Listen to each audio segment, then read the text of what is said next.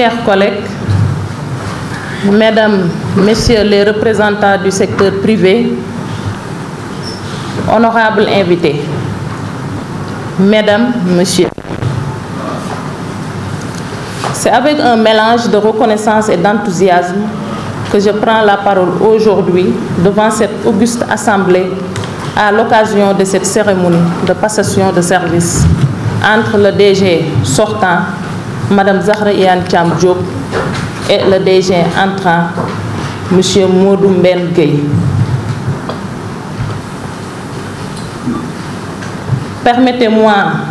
chers amis, de réitérer mes félicitations à l'endroit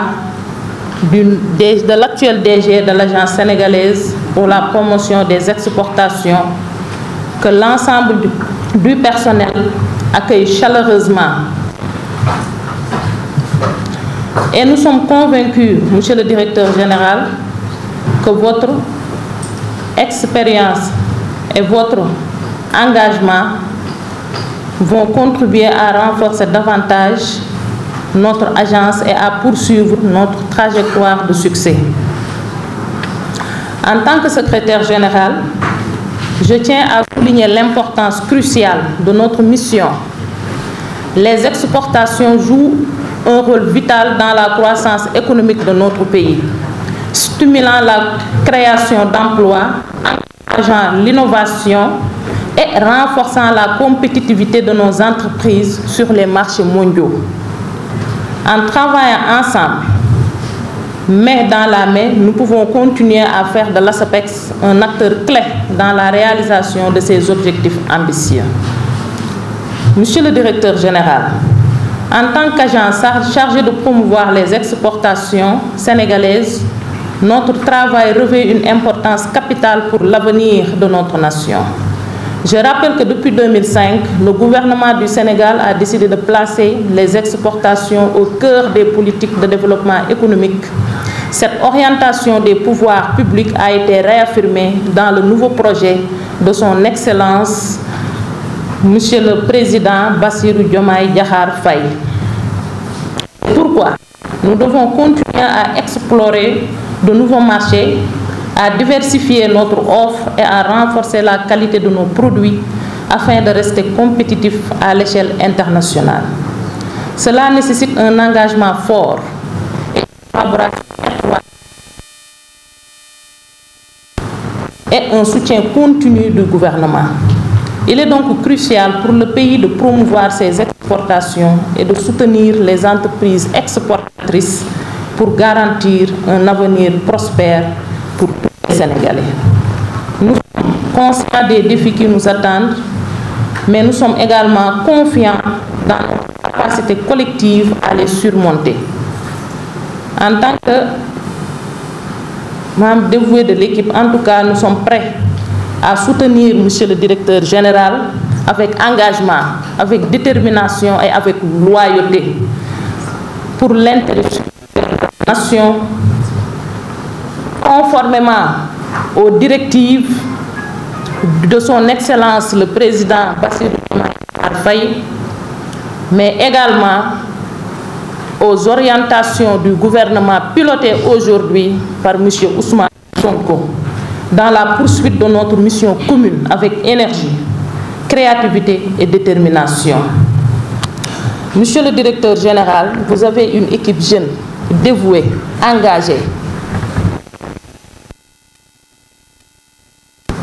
Certains sont là depuis la création de l'ASEPEX en 2005, avec le premier décret. Donc, soyez rassérénés. Vous pouvez compter sur cette équipe qui est techniquement compétente. Donc, encore une fois, Monsieur le Directeur général, welcome, soyez le bienvenu. Merci beaucoup. Secrétaire général de l'ASEPEX, chers invités, chers collègues, la cérémonie qui nous réunit aujourd'hui s'inscrit dans la pure tradition républicaine qui consacre la passation de témoins entre deux directeurs généraux. La directrice, Madame le Directeur général sortant, Madame Zahra Iyane Thiam, malheureusement absente de cette salle, et M. Mbodou Mbenguei, nouvellement installé dans ses fonctions de directeur général de l'ASEPEX. L'Agence sénégalaise de promotion des exportations a été créée sur demande du secteur privé en 2005, excusez-moi. Et un nouveau décret est sorti en 2018, allouant, renforçant les missions de l'agence. En 2013, le décret 2013-998 renforçant les missions de l'agence, renforçant les ressources de l'agence.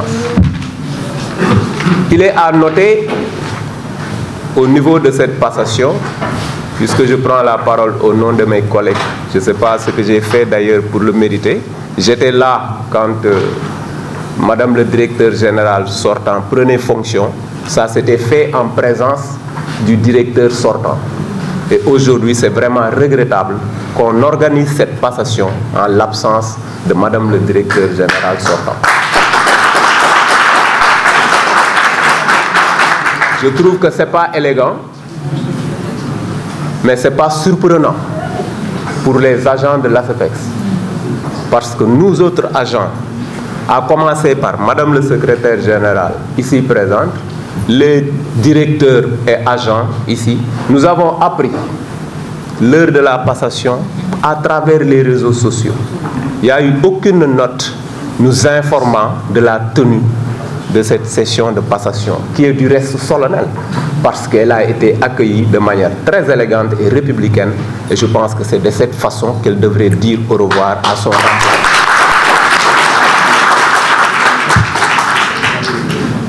Mais nous vous souhaitons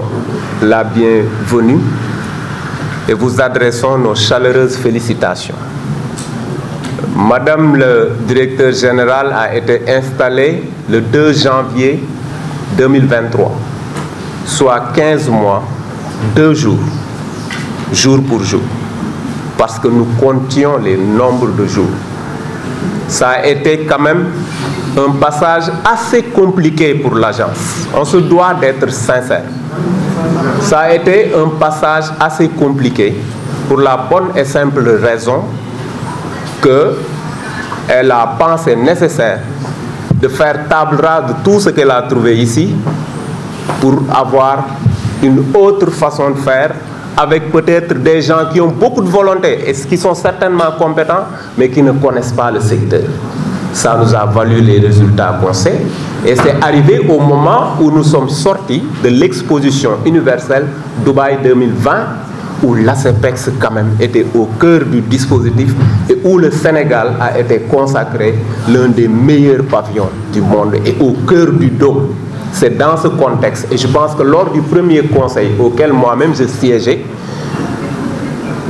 le personnel a reçu en sa présence les félicitations des administrateurs. Mais malheureusement, je pense que cela n'a pas servi. Donc aujourd'hui,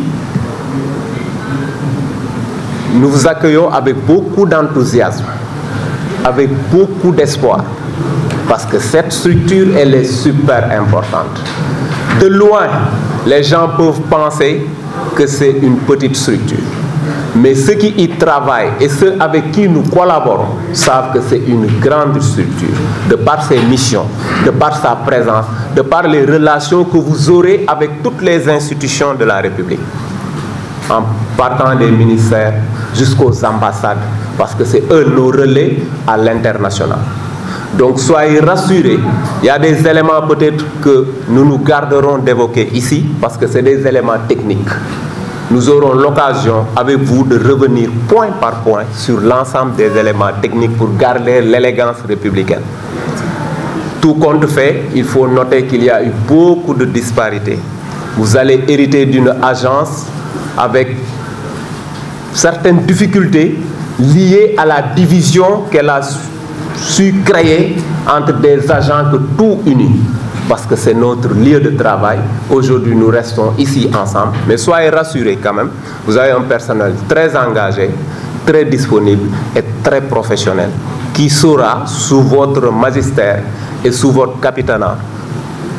faire ce qu'elle doit faire pour vous aider à réussir la mission qui vous a été confiée. Donc il y a plein d'éléments peut-être que nous allons garder pour pouvoir après avec vous échanger. Au terme de mon propos, je voudrais tout simplement vous réaffirmer l'engagement et la détermination du personnel de l'Agence sénégalaise de promotion des exportations pour vous accompagner en toute loyauté dans votre nouvelle mission. Soyez rassurés que vous aurez un personnel déterminé et dévoué à vos côtés pour vous aider à réussir la mission qui vous a été confiée par son Excellence le Président de la République, M. Bassirou Diomaye Diakhar Faye. De l'industrie et du commerce, Madame la Présidente du Conseil de surveillance, Madame, Messieurs les directeurs, Madame, Messieurs les chefs de service, chers collègues, honorables invités, Mesdames et Messieurs, en vos titres, rangs et qualités, je vous adresse mes chaleureuses salutations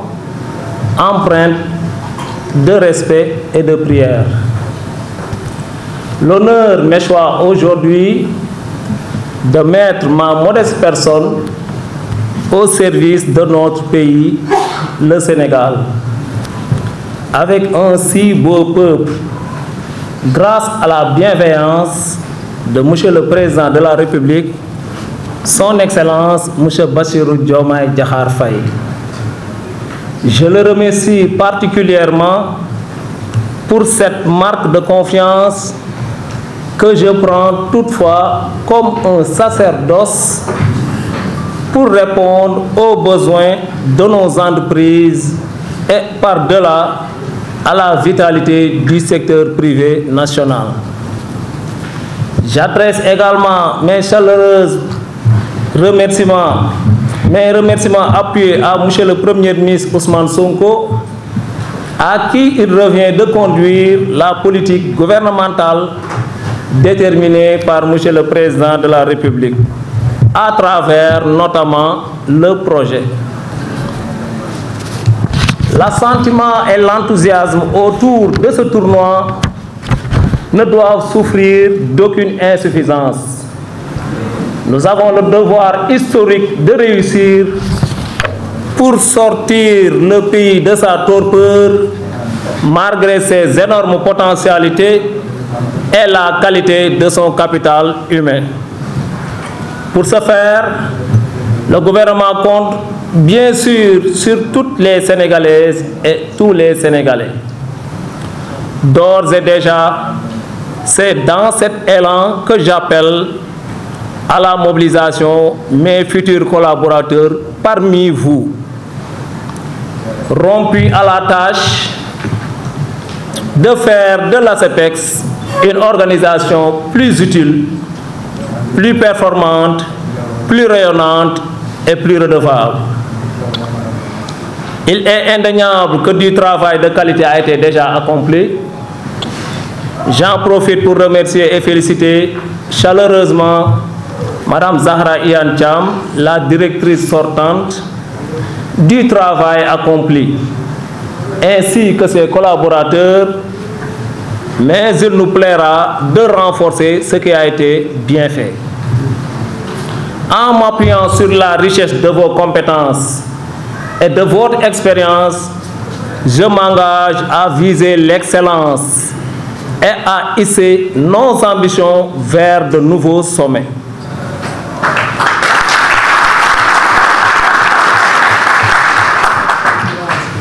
Car, comme vous le savez, cette agence a la particularité de devoir être à la disposition de toutes les activités de production nationale qui se trouvent éclatées dans plusieurs secteurs comme l'agriculture, l'artisanat, le commerce, l'industrie, le tourisme, la mode, etc. À l'évidence, une approche holistique et intersectorielle s'impose à nous et exige de travailler de concert et en étroite collaboration, pour ne pas dire en étroite complicité, avec quasiment l'ensemble des départements ministériels. Nous travaillerons en parfaite harmonie avec notre ministère de tutelle, celui de l'Industrie et du Commerce, à la tête duquel se trouve M. Serigne Gueye Diop, afin de coordonner les actions et répondre fidèlement aux objectifs assignés et dans le respect des rapports hiérarchiques et des règles d'organisation de l'administration en général. Mesdames et Messieurs, auguste Assemblée, l'accès au marché international ne doit pas être un luxe pour nos entreprises nationales. Mais il faut toutefois se mettre à niveau, être compétitif, prendre des initiatives de développement des chaînes de valeur. L'agence sera constamment auprès des producteurs locaux et des chefs d'entreprise pour leur offrir davantage de conseils, d'expertise et d'assurance afin de faire décoller leurs activités. Mesdames et Messieurs, aimables assistance, nous voyons grand, donc le peuple rêve grand. Et ces rêves vont devenir une réalité par l'engagement de tout le personnel ici dans notre agence pour un mouvement d'ensemble auquel souscrit déjà l'ensemble des Sénégalais dans la volonté de changement déjà exprimée. Je prie Dieu que la paix demeure en chacun de nous, que nous nous enjoignions l'amour mutuel et que nous soyons résolus à travailler sans relâche pour une éclatante réussite. Je vous remercie encore une fois de votre écoute attentionnée et de vos souhaits de bonne mission. Mes considérations et hommages appuyés.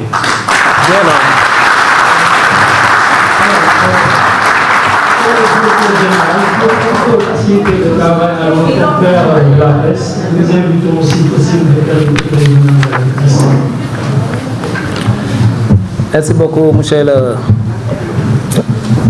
Assalamu alaikum wa rahmatullah. maa ngi leen di nuyu yéen ñëpp seen tur seen sant di leen jox seen wàccuwaay.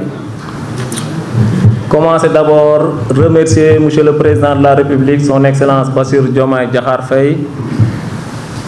ak son premier ministre monsieur Ousmane Sonko, ñi nga xam ni ñoo jël confiance bi def ko ci man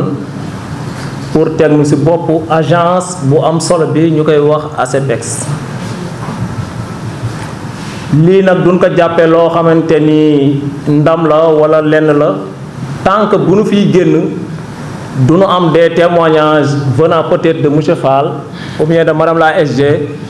disant l'inverse de ce que j'ai entendu ici.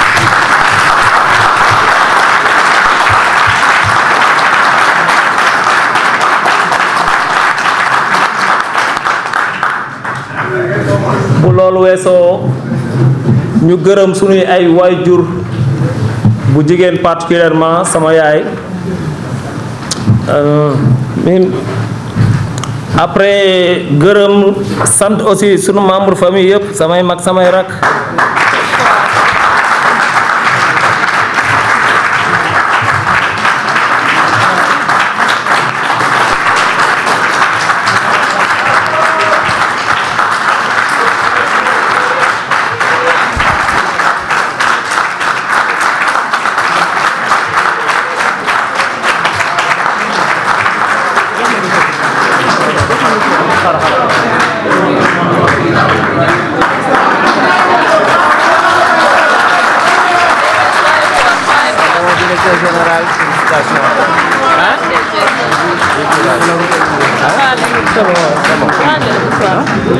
C'est bon. C'est bon. Merci.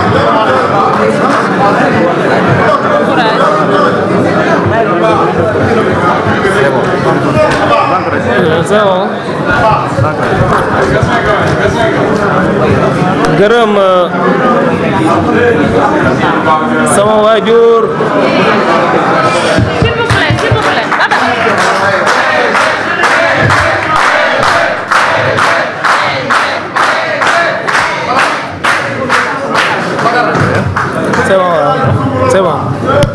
salaamaaleykum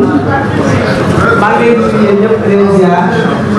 xëy na témoignage naroon nañu ko def avant moom ñu jël parole mais dañ koy permettre mu mën a daal di souffler tuuti ndax coordonnateur Modou Mbaye bi mënuñ ñëw fii tey te lu ñu wax si moom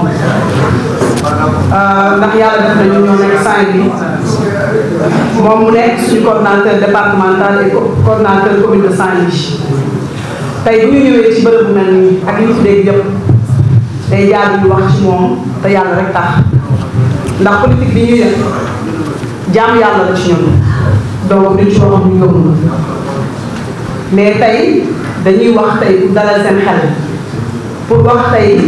frère bi nga xam ne moo ñëw nekk si yéen yor agence bi ñu leen di wax ne jullit lépp moo nekk ak yéen ku am yar ak teggin moo nekk ak yéen ku fonk jigéen respecté jigéen moo nekk ak yéen ku yéwén ci alalam moo ñëw tey jiite leen waaye aussi ku dëggu ku jub moo nekk ak yéen ndax def naa bu ñu xam ne waxee parce que nga xam ne ñun moom lañu bokk mu nekk koo xam ne moom moo ñu jiite te def naa ne politique ku ko wax tey wax jikko yu sew yi am ci biir ak tuubaay yi am ci biir waaye ñu ngi seede loo xamante ni suñu borom rek la ñu teg suñu kanam ndax def naa suñu déwee ne suñu bàmmee ñoo yëgalaale suñu loxo lay doon bi ma nekkee ak moom ba léegi ñëw ci Pastef wallahi naa musuma dégg lu ñaaw ci moom wala mu wax parce que li muy jaxasoo yëpp li muy am problème yëpp ci wax bu baax ak fegeere rek lay nekk waaye tare bu waree wax di dëgg dina la ko wax donte dañ ciy mer wala dañ ciy kontaan ndax def naa ne ànd bu nekk na bu ko dëgg daal jot naa ne dem fenn tey jii gëm naa ne mën nañu liggéeyee ñëpp ci agence bi waaye nag day fekk mu tegu ci dëgg day fekk mu tegu ci njub ndax lii nga xamante ne moom jàppee wu ko ne moom alal boppam la moom daf ko jàppee nattu boobu nag nga xam ne moom la ko jàppee ñu ngi koy ñaan yàlla nattu boobu yàlla na oyof ci moom ñu ngi wax ne problème boobu mën boo leen ci moom ci am ñun gëm nañ ne tey dina ko réglé gëm nañ ne tey buñ bàyyi ko sax di nekk ministre parce que loolu lañ ko yëgee tey jii bi ñuy wax ay candidat yi mosul nangu dara man damay wax président Sonko tey occasion la wax ko ci micro yi ñu koy dégg parce que président Sonko moo wax ci gémmiñam mu ne ma ani petit ni ñu koy wéy petit li koy wax ma ne ko ñu rek di baax mu ne ma man ne dama naan kii parce que yàlla du ko waruñu ko dugal daara mu dem ci àll di jàngale ndax jikko ju baax di am ñu am ci moom li ñu gis ci naw ko ci président Sonko ñun dañu ko gis ci moom man moo tax dama naan Israël yi moom mooy suñu président Sonko waaye nag sama yaay di wax ne tant que baaxoo ba jàppale ñu naan def boobu baaxoo loolu ñu ngi ci moom dañ ko gis mu yaru am na teggi mais am na fulla nag ba bu waree wax non privatisé non donc ñu leen di wax ne dénk nañ leen suñu frère ñu ngi leen di wax ne dénk nañ leen jullit waaye nag li ngeen di dénkaat mooy ngeen dox ci dëkk ngeen dox ci ñun te xam ne kii ci loolu lay dox ndax jikko président Sonko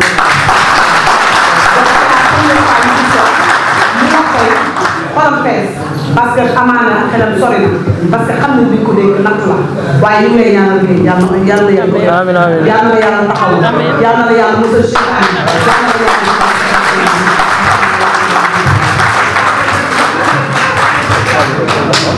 c'est bon. baax na baax. oui asalaamaaleykum wa rahmatulah waat maa ngi jégalu ba ma xalaat maire bi quoi ak fa nu jógee waaw. léegi jëlaat kàddu ngërëm mi rek jox la nga honorable Adja Yacine ci kàddu yi vraiment di leen delloowaat lépp comme ni ma ko waxoon bi ñu gërëmee sunuy waajur gërëm sunuy famille mag ak rak ma gërëm aussi sama soxna parce que ku xam ni yaa ngi ci engagement politique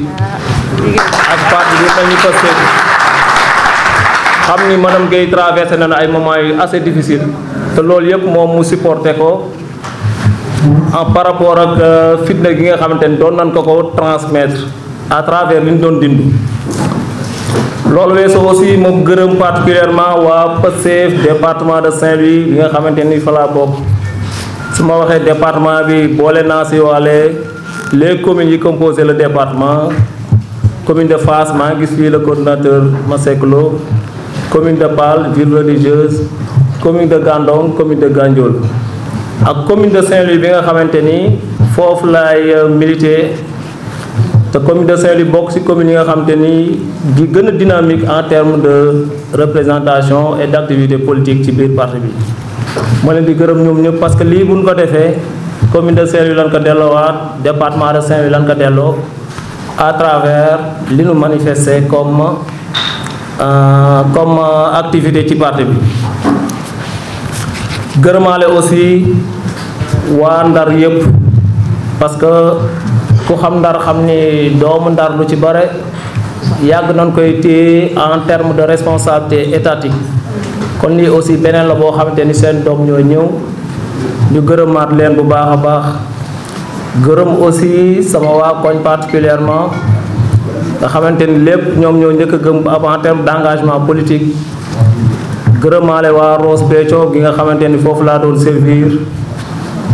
gërëm particulièrement sama gars yi ma nekk l'université waa gas gi te ñoom tamit ñu ñëw teew bi ñu quoi ñu nekk une grande famille. Adja Yacine particulièrement ci kàddu yi gërëm naa la ci sant naa la ci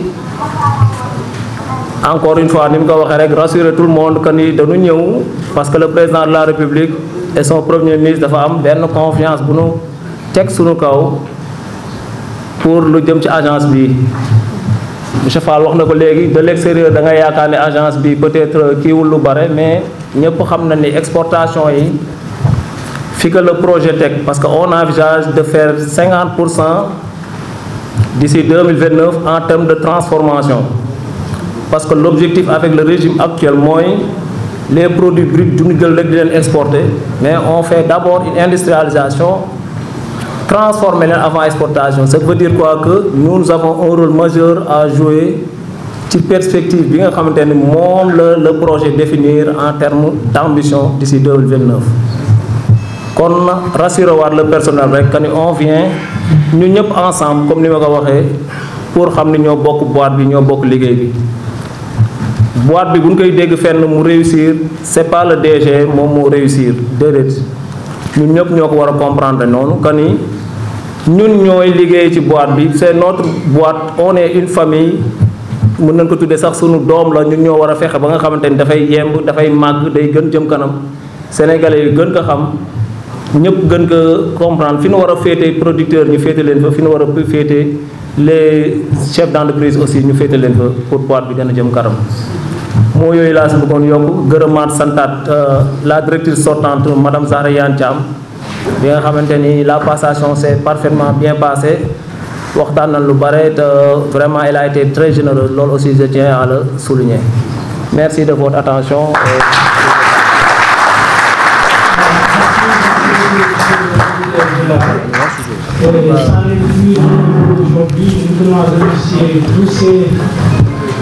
yaa may mouchoir moo tax lii am quoi man sa bloc bi c'est bon merci beaucoup Merci.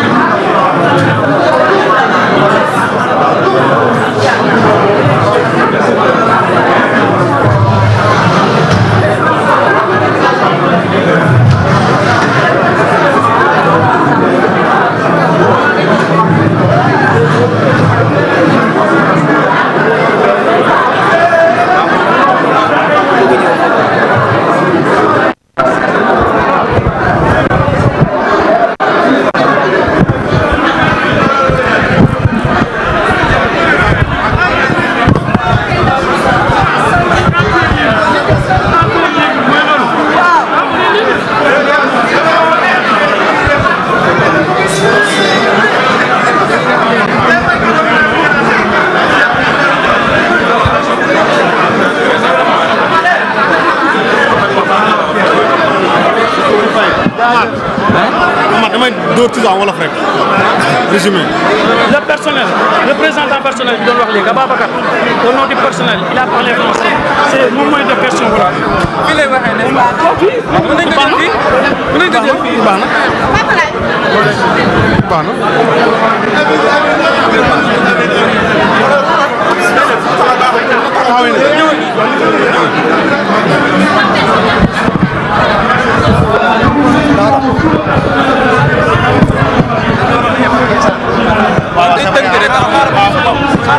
bañ fa pare.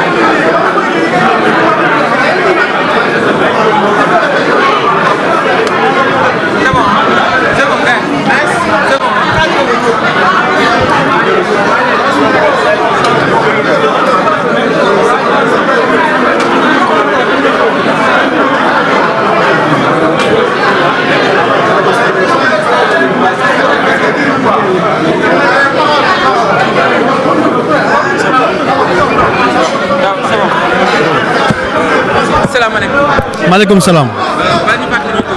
maa ngi tudd Daouda Ba di agent administratif fii ASAPEX di président des collèges des délégués de l'ASAPEX. waaw tey jotaay bi tey jotaay mbégte la jotaay lu ñu yàggoon xaar la mooy passation de service entre madame Zahra Iyane Thiam ak monsieur Modou Mbène Gueye tey nag dañu sant yàlla bu baax kontaan d'abord parce que gis ngeen lépp lu fi xew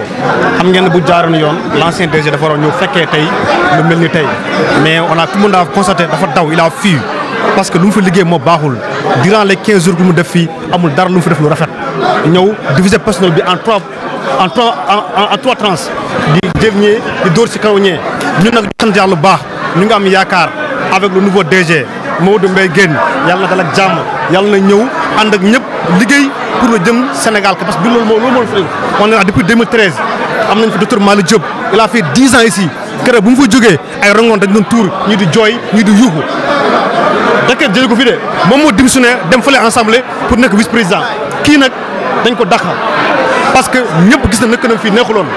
ñu tey bu nekkoon tey day toog assister passation de service mais malheureusement il a fui loolu mooy dëgg nag dañu bëgg na yéen presse bi lii naka Sénégal lépp xam kii ñu ngi koy wax incha allah rabbi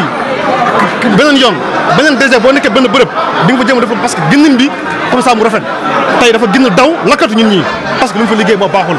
tey nag ñu sant yàlla bu baax am nañ yaakaar ak nouveau DG bi gis nañ léegi tourné fi xéwal ça veut dire nit yërmande de nit ku baax la am nañ bu baax dina jël boîte bi yóbbu ko ci kanam ba fu mu nekkoon parce que ñun kat depuis 15 jours depuis 15 mois ñu ngi souffrir ñu ngi sonn ci ko fi nekkoon ñu ngi ñaan yàlla nag je parle en tant que nag président des collèges des personnels man maa représente donc je prends toute mes responsabilités lu fi nekkoon amul dara lu fi baax yaa ma teel moo fi nekkoon amoon na fi dowaa leneen ak leneen suñu xel dafa dal parce que waa ji lu mu fa waxee léegi ba tur xewal am nañu yaakaar ne borom yërmande la borom ku baax la donc nag am nañu yaakaar ne avec moom ASAPEX dina nekkaat fu mu nekkoon ci kattan suñu borom.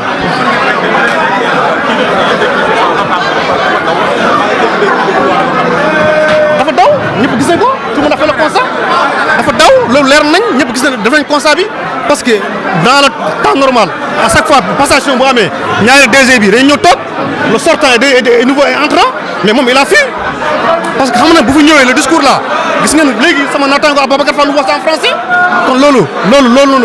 bu ko dégg loolu mu tax mu daw parce que lu mu tax mu daw 15 mois yu mu fi def lu bari la fi def amul dara lu baax lu fi def voilà loolu la voilà. léegi lan lañ mën a xaarandi si njiit yu yees yi ñun fu ñu nekkoon Demba te ñu ngi foofu ñun personnel bi moo ñu élire fal ñu nekk seen représentant yore seen personnel bi di leen doxal lépp li nga xam ne gis nañ la xam ne doxul dañ naan ah DG lii kat bëgg nañ nga jubbanti ko lii wala laa nekkuñu fi pour xeex quiconque nag waaye képp ku ñëw nag bëgg ñu toroxal bëgg ñu xeex dañuy taxaw jàmmaar ak yow d'abord musuma dëgg ndax moom kese moo musu ñëw naan day raq nit ba yàlla def ñun personnel bi moo taxaw bëggul yow ba kooku noonu ba tey ndax antuwul kon nag ñu ngi naan DG bu bees bi am na fi personnel bu dévoué bu compétent bu rigoureux na ànd ak ñoom liggéey comme l'a dit c'est la famille moo gën ay xiiroo ay ŋaay ay xuloo ñu ngi santal nag bu baax nag le fait que Zahra Iyane Thiam jóge fii voilà. Daouda Ba agent administratif en même temps président des collèges des délégués du personnel voilà Daouda Ba.